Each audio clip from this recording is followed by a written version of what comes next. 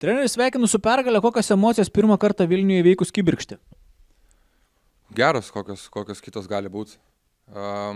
Labai džiaugiuosi, kad merginos sureagavo po rungtynių prieš LCC, nes buvo kalbėta tas, kad jeigu mes norim kažką pasiekti šį sezoną, tai mes turim pradėti laimėti prieš tas šio sezono topinės komandas, tai kas yra ir LCC, ir TDT, ir Kibirkštis. Tai džiaugiuosi, kad sureagavom ir šiandien laimėjom. Kas buvo šiandien pagrindinis raktas į pergalę? Emocijos. Sakyčiau, tos taktikos kaip taktikos. Jeigu kas žiūrėjot po paskutinį mūsų mačą, tai mes labai tom emocijom nusileidom. Turi į aikštę eiti, kaip sakant, išsireiškus mirti. Tai mūsų varžovai tą padarė, mes to nedarėm, o šiandien buvo gera reakcija ir tas labai padėjo. Grįžo aikštelį Audronė Zdanevičiūtė ir Brigita Senickaitė, Saulė Mikelytė jau kelintas rungtynes žaidžia.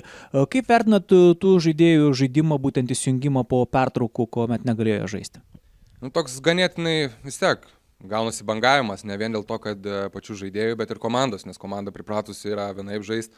Skaitykite, tą mėnesį mes žaidėm 7, merginos pripratusios vos ne po 40 minučių žais, dabar grįžo traumuotos, tai vėl toks reiks susižaidimo, tas ir gaunasi toks.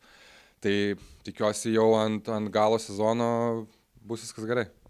Audronė, sveikinu su pergalė, įspūdinga pergalė, pirma Neptūno iškovota Vilniuje Jeep arenoje. Kokios tavo emocijos kaip tik pačiai sugrįžus į Vilnių ir su šita komanda?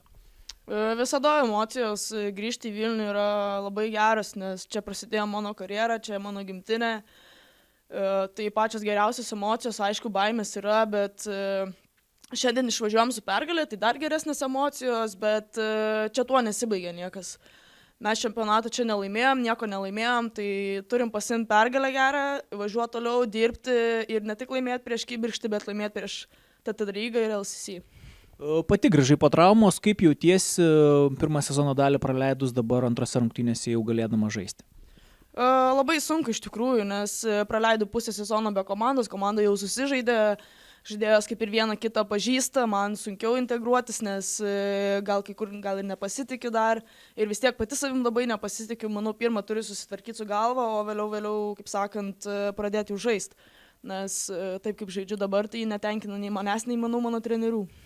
Kelis kartus skausmingai kritai ant parketo, ar pati nebijai būtent tokiais kritimais kažkiek buvo pabloginti savo situaciją ir vėl galbūt, kad atsinaujintų traumos? Manau, blogiau jau nebebus, nes po traumą kaip ir po biškį jau bando grįžti, bet bandau tvarkytis.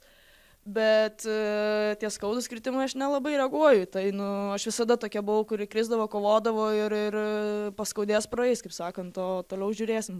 Trenerė, šiandien dar nesivertėte būtent ukrainietėmis, tai yra Taisė Udodenko ir Viktorija Babič. Kada galima tikėtis, kad jos grįš į žaidimą, nes akivaizdu, kad reikia pastiprinimo, norint iš toliau iškovoti pergalės?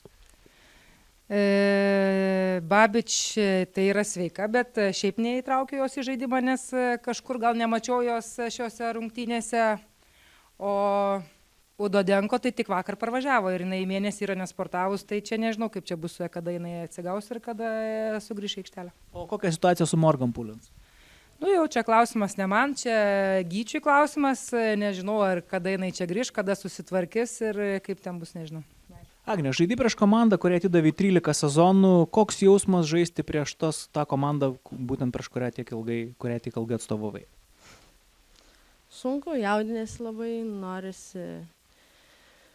norisi atrodyti gerai, norisi padėti komandai ir taip toliau. Bet jo, šiaip sunku būti kitoj barikados pusėje, bet esu laiminga, kur esu. Ko pritrūko šiandien Kibirkščiui, kad nepavyko iškovoti pergalės, nors kabinotės iki pat ketvirto kėlinio pabaigos? Kibirkšties.